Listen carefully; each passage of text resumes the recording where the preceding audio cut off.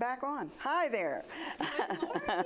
Hello, Kimberly Nelson, our Philanthropy Director. How are you today? Great to be here. What a great spring morning. No snow, no rain. It's great. So I hope folks can enjoy it today.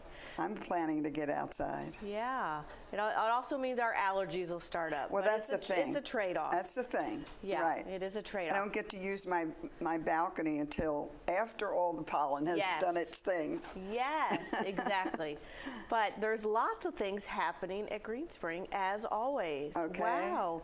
So I wanted to remind folks this Thursday, there is a blood drive at Hunter's Crossing. And that is part of our, community outreach that we do, many things throughout the community. And I wanted to just remind residents that if you are on the fence, they can do walk-ins. If you find your schedule changes last minute at Hunter's Crossing, and it's 9 a.m. to 2 p.m.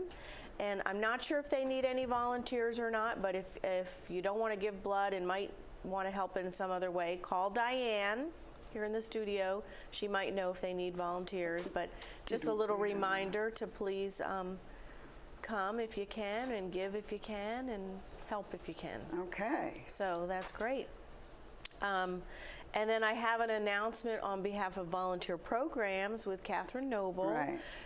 She has a new volunteer form that has sort of rolled out, and that form came because of resident suggestions.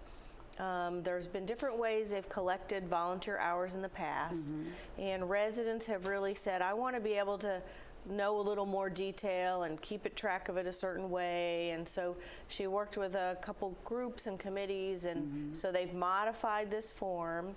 We're hoping as residents use it, if we need to adjust it again, we can. Yeah. But if you don't have the form, then we have extras in the Philanthropy office if you're near Village Square, and all the community resource coordinators also have extra copies of the form. Great. And if you need an email version, because she also did an electronic version, which automatically adds your hours, which is nice for those who are on the computer, then either Catherine or I can email it to you.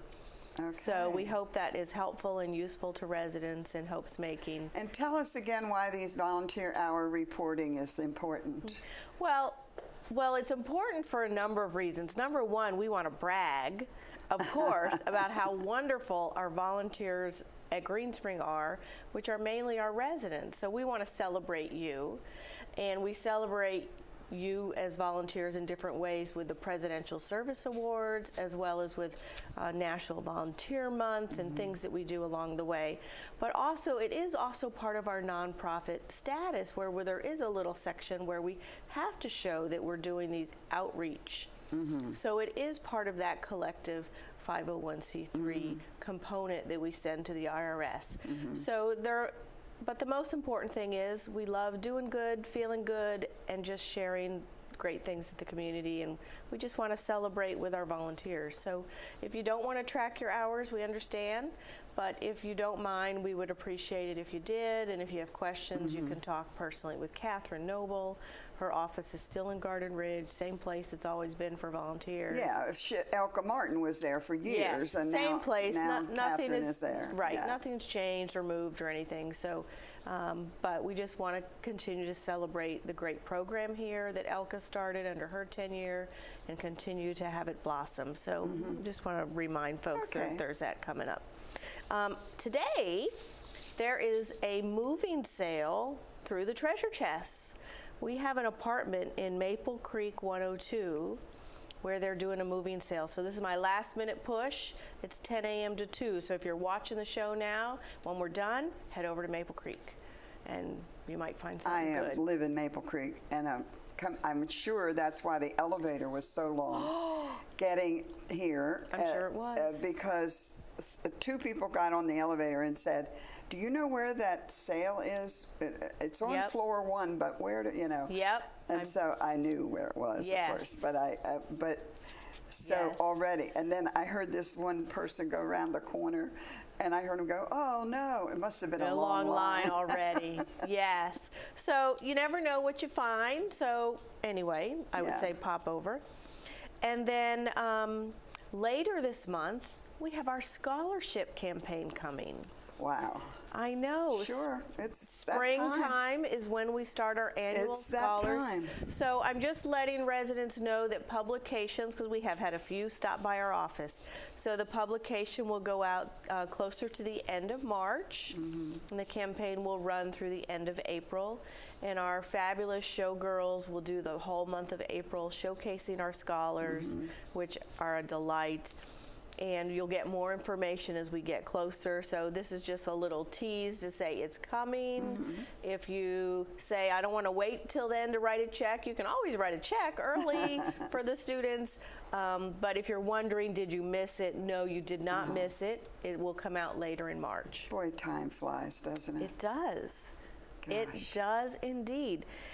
And I'm just continuing with my announcements. The other thing I had going on is on March 31st, which is a Thursday, we're going to have our annual Fraud Prevention Expo. You know, fraud and scams is really just, it seems like it's getting more and more prevalent. It really is, yeah. They are getting, the bad guys or bad gals are just getting sneakier and sneakier. Whether it's computer scams, mail scams, on the phone, they're just finding every angle possible.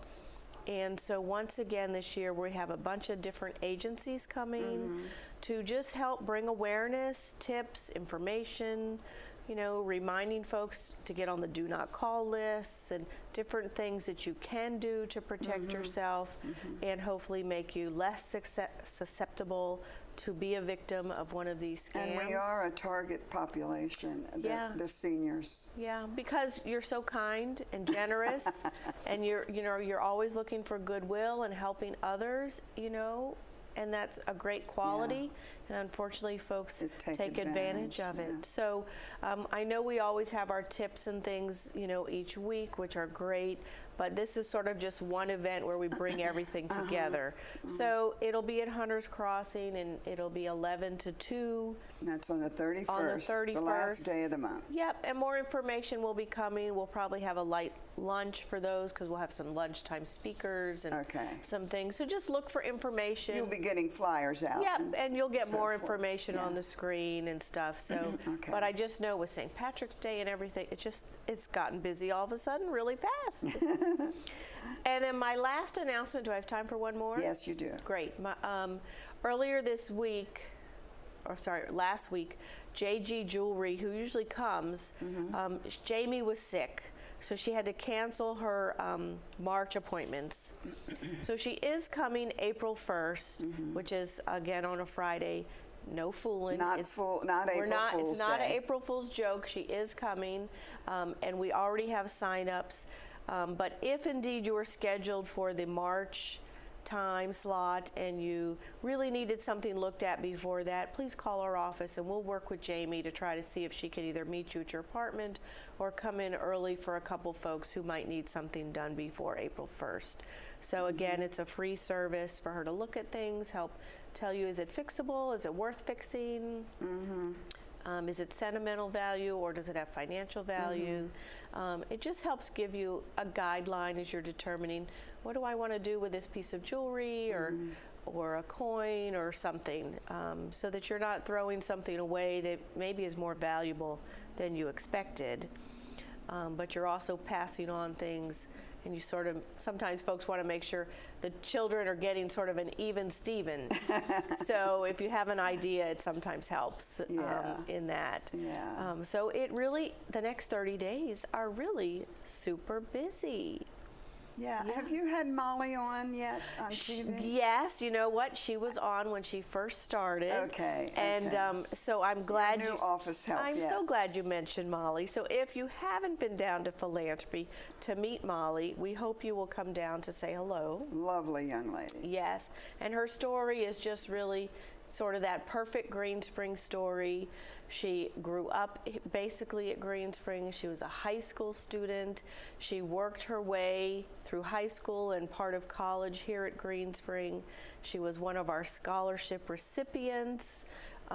She went off to college, had a great successful 4 years, and now she's come back to the Green Spring family as a full-time staff person, and she's just thrilled to be here, and we're thrilled to have her. Yeah, it is a good story. Yeah, it's just a great story. A good bio. Yes, and I know she's been working with the students, which is really nice because she's been in their shoes, helping them with the scholarship process, reminding them to study and sort of keep on track, and right. So it's nice that I have a partner in crime, so to speak, to help remind them, don't let your grades slip, don't get senioritis. Yeah. You need to really keep on track. So she's a great asset to Philanthropy, but also to Green Spring, and so we're so excited to have her. Well, you have just been full of information today, and I'm so happy. Busy.